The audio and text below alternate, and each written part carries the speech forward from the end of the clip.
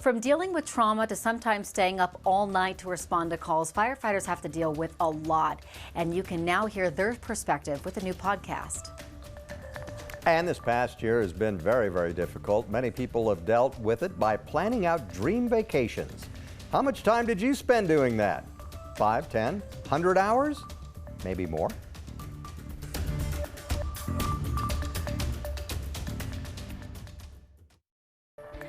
A lot of quarantine time has been spent on Zillow. So how about this house? Would you buy it? It's on the market if you're into this kind of thing.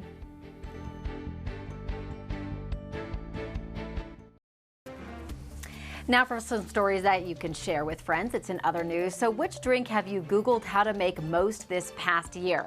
The travel rewards company Upgraded Points wanted to see which ones were most popular in each state. They used Google Trends data from March 2020 to March 2021 to see which ones people were looking up the instructions for. Apparently, Coloradans were most interested in finding out how to make mimosas. Guys, it literally has 2 ingredients. You can't mess it up. Although I like mine sans the orange juice, just straight up champagne.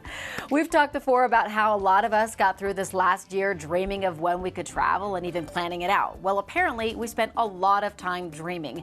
A new study commissioned by Motel 6 found the average American spent 176 hours scrolling through social media for travel inspiration over the past year.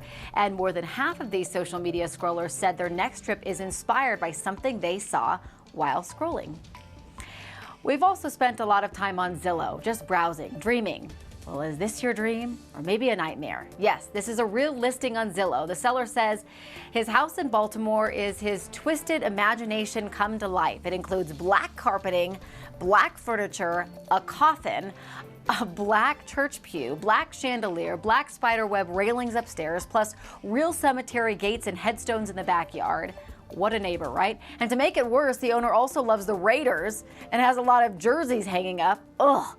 The 1-bedroom house is listed for $225,000. Now, guys, what's crazy is that this agent, totally put all the information, totally straight face, doesn't talk about all of the weird things in the house, right? It just says, owner has made some modifications. Yeah. You think? There's a coffin in the living room, the crypt in the backyard. There's mirrors above the bed. I mean, gosh. Yeah, too many things. Not sure what's going through that guy's head.